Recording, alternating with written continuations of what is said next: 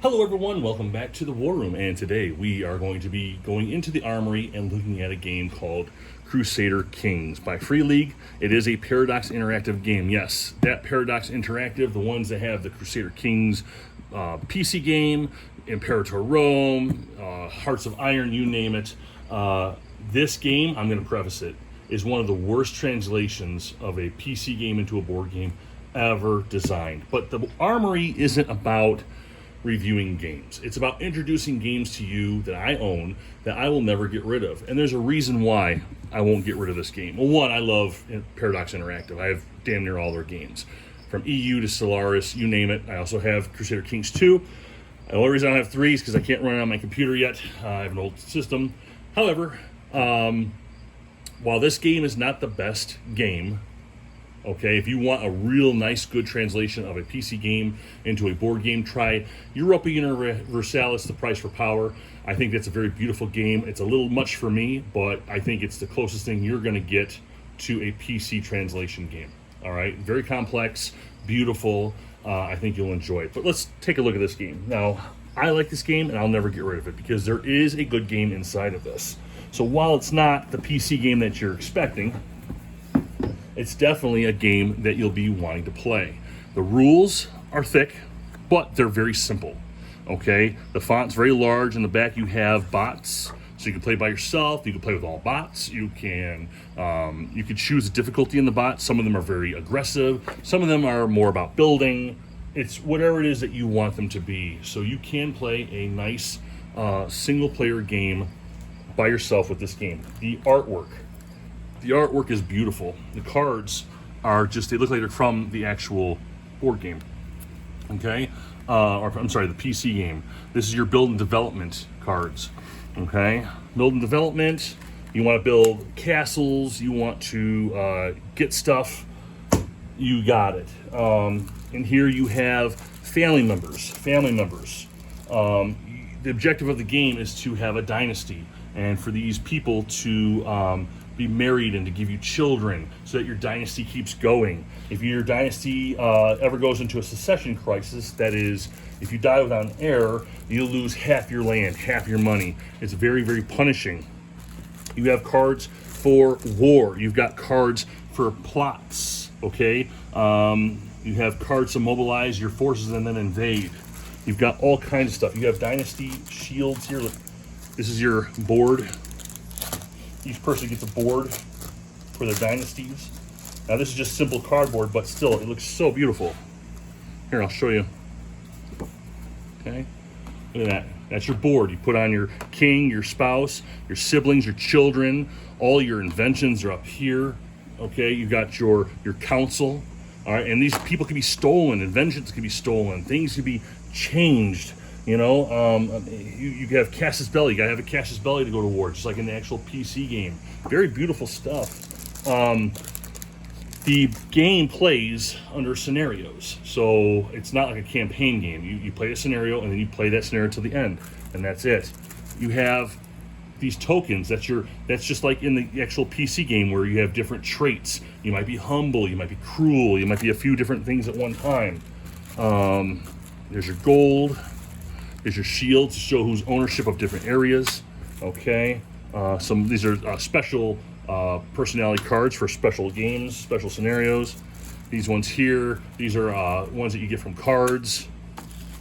Okay, you might be generous, you might be ugly, you might be a very nice ugly person. All right, let me show you the board. The board is actually very beautiful. All right, here is the board. All right, the board is very, very beautiful. It's a very nice board. It carries all the cards over here. All the available inventions are on this little blue section here that's just outside of the camera view. Over here is your Crusade track. Oh wait, let me show you. That's the Crusade track over here. Most of your scenarios you have to crusade, and as you crusade, if you succeed, you get special abilities for crusading. Look at this map. This map alone is beautiful. And like I said, I get it. It's not the PC game. For those of you who just hate this game because it's not the PC game, it's still a beautiful game. The pieces are absolutely gorgeous. Okay? Another reason why I'll never get rid of this game. Look at this. Look at these pieces. it comes like that. Now I didn't kickstart this because I kind of forgot about it when it came out, but I got it afterwards. You know, I paid a good dollar for it. Let's see. Hold on, folks. Hold on. That's just markers. So the horses are just markers, which is kind of odd. That was kind of a weird thing. Like these are your markers. These are what marks your territories. And these are your actually armies. I don't know if you can see. There's more markers, black and blue. You probably can't see it through the glass, but you have castles. Okay, so the pieces in this game are actually very beautifully done. My favorite mechanic about this game is you're going to get a bag. All right, everybody gets their color bag, and you're going to put in there starting traits. You're going to have starting traits. They're going to be good and some bad. Okay, and over time, you're going to add more and more of those traits to your bags. Okay, so if you have a lot of bad traits, that's going to hurt you as you want to do things because you have to pull a chit in order to get things to work. Okay, so for example, I don't know if you can see that, I've got generous and I've got ambitious. Okay, so for most things, if you pull a green trait, you pass. You get to do whatever it is that you want to do. Maybe you wanted to set up a castle. Maybe you want to send a spy somewhere.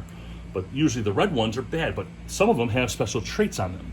If you notice, there's a little cross tools, ambitious for tools. So if I'm building, let's say my fort, and I pull this one, oh no, it's red. No, it's ambitious. Those tools represent the same symbol on the development for forts. So it allows me to go through with it anyway. So some bad traits are good. Like the cruel trait allows you to win a battle if you're going into war. But if you're generous or you're just too kind, those automatically lose. So there's some green ones here that will make you lose. You know, it just depends on what it is. Let's see if I can't find one. Let's see. I don't see one here. But you get the point here. Honest. Okay? Okay, here's honesty. If you see that little symbol, that's, if you can't see, it's a dagger and a mail. That's for a piece of mail, a letter, for spies. So if you're honest, your spy's not going to go through with what it is you want to do. He's too honest. You know, if you're trying to steal or whatever, then that's a bad trait to pull.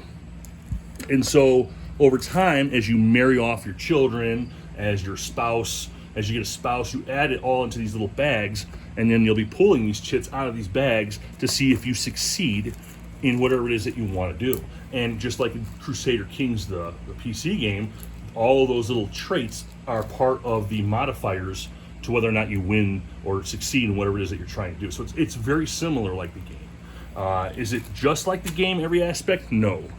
But Crusader Kings, to me, is one I think you should try. Let me give you another example here. So, another part of the game that I like a lot. All right, so I don't know if you can see that very well, but this is a build and develop card. Up on top, that's what I want to do.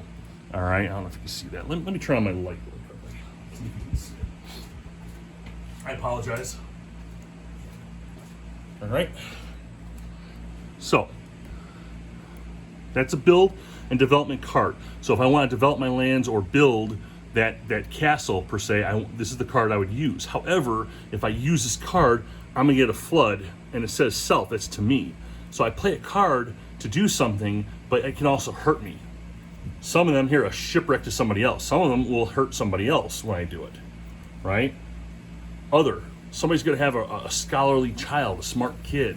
So you're helping out your opponent sometimes when you're playing these cards. So you got to think about what cards you're going to play, because you only get like 8 cards per era, and you can only play 6 of them.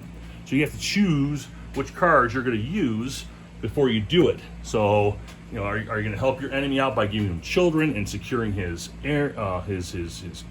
legacy, or are you going to try and play lesser cards that's going to hurt you later, but hurt them as well? It's a very, very cool little mechanic that I like. That is Crusader Kings. I hope you like it. If you have any questions, let me know in the comments.